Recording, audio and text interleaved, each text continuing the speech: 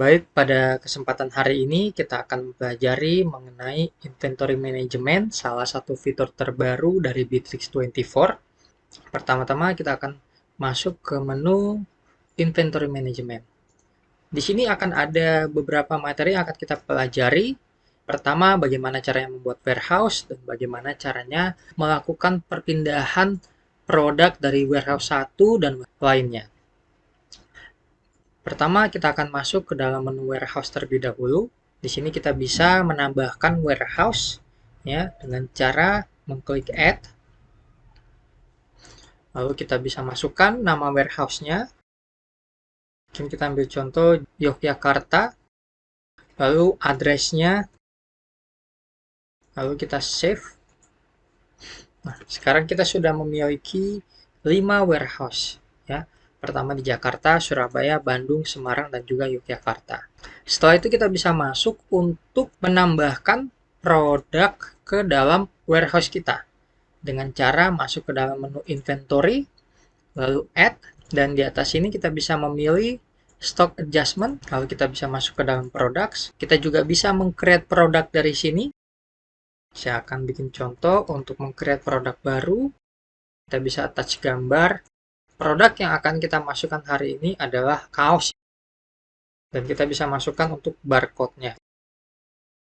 Create, karena ini bentuknya kaos, maka satuannya adalah pieces.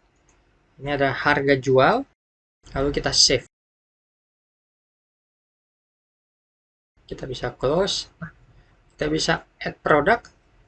Di sini kita bisa melihat ada beberapa varian dari kaos yang akan kita kirim ke warehouse yang kita miliki. Saya akan mencoba untuk mengirimkan mungkin dua varian. Kalau kita lihat di sini, ya ada produk, barcode, purchase price. Ini adalah harga modal kita. Dan lalu ini sales price, harga jual kita. Lalu quantity arrive. Jadi ini adalah total jumlah barang yang terkirim ke warehouse yang akan kita tuju. Kita mungkin bisa bikin 100 pieces untuk yang warna hitam dan 100 pieces untuk yang warna merah. Ditujukan kemana? Kita akan kirim ke main warehouse. Di sini kita bisa melihat di main warehouse saat ini ada 52 pieces kaos berwarna hitam dan ada 65 pieces kaos yang berwarna merah. Kita bisa save. Setelah kita save, kita akan melihat di sini untuk draft dari reportnya. Lalu kalau diperlukan untuk membuat notes, kita bisa langsung komen di sini dan kita bisa attach file juga. Dan kita bisa lakukan proses. Laporannya maka akan seperti ini. Terlihat daftar laporannya. Dan tentunya setiap pengiriman barang pastinya kan mungkin terjadi kerusakan di tengah jalan atau tidak lolos quality check. Untuk item-item yang tidak lolos dari quality check, kita bisa masuk ke dalam menu write-offs, lalu kita bisa add, kita bisa ke produk, kita mungkin bikin contoh satu saja, untuk varian red dari main warehouse. Nah, kita bisa perhatikan di sini, quantity di dalam main warehouse itu sudah bertambah ya, dari 65 menjadi 165. Katakanlah ada 5 produk yang tidak lolos dari quality check, kita bisa save. Setelah itu akan terlihat seperti ini. Ini laporan dari kerugian yang tak alami dan kita bisa notes di sini terhampir foto. Nah, kita bisa attach file dari foto kaos-kaos kita yang tidak lolos quality check. Lalu kita proses. Jadi fungsi dari menu write-offs ini untuk laporan jika ada barang-barang yang rusak di perjalanan atau yang tidak lolos dari quality check.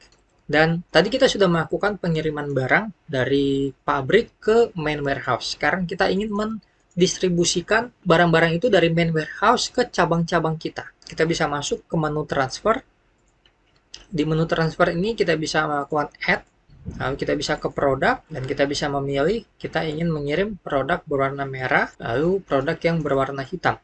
Source warehouse itu pengiriman dari mana? Kita bisa melihat saat ini untuk di main warehouse untuk kaos berwarna merah dan juga hitam kita mempunyai lebih dari 152 pieces ya masing-masing.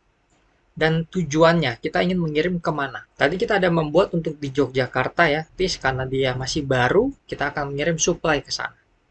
Di sini kita bisa melihat Quantity yang ada di warehouse Jogja itu kosong. Lalu rencana kita akan mengirim 80 berwarna merah dan 80 yang berwarna hitam.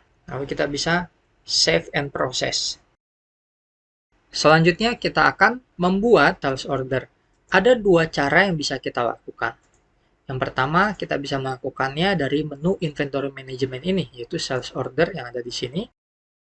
Add, dan kita bisa memilih tentunya dari kontak name yang ada di CRM kita. Seperti ini, saya akan memilih Frankie, lalu kita masuk ke menu produk, dan kita akan melakukan pengiriman kaos yang berwarna hitam. Di sini kita bisa memilih pengiriman akan dilakukan dari warehouse mana. Dan tentunya kita bisa melihat juga stok kaos yang ada di setiap warehouse untuk warna hitam. Di sini di Jogja ada 80 pieces, di main warehouse 72, Semarang 50, dan cabang Surabaya ada 45 pieces. Tinggal kita memastikan saja kira-kira customer kita ini berlokasi di mana. Ternyata dia berada di daerah dekat Semarang.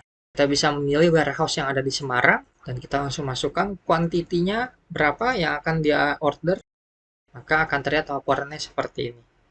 Jadi pada saat rekan kita juga melakukan hal yang sama dan dia memilih barang yang sama dari warehouse yang sama, secara otomatis itu akan mengurangi stok barang yang ada di warehouse Semarang.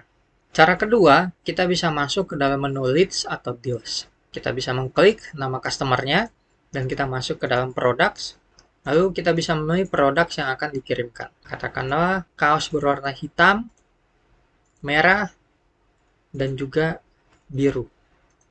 Untuk masing-masing itu adalah 10 pieces. Di sini kita bisa melihat stok barang dari masing-masing warehouse. Di cabang Surabaya berwarna biru ada 90, untuk di main warehouse ada 80, Jogja ada 8. Tinggal kita menyesuaikan pengiriman akan dilakukan dari mana. Kita akan melakukan pengiriman semuanya dari main warehouse. Dan kita juga di sini bisa melakukan reserve. Jika sifatnya masih tentatif ya dari customernya, kita bisa mereserve untuk stok barangnya seperti ini.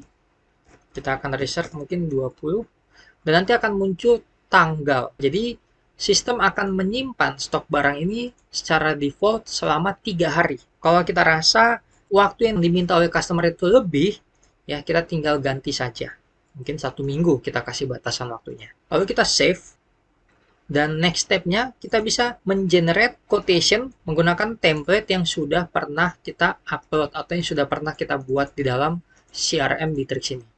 Ini contoh template quotation. Kita bisa lihat di sini description itemnya sesuai dengan yang kita masukkan, kuantitinya juga serta harganya.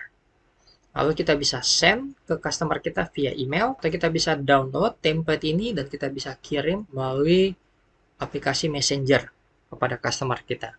Sekian untuk materi pembelajaran mengenai inventory management serta produk. Terima kasih.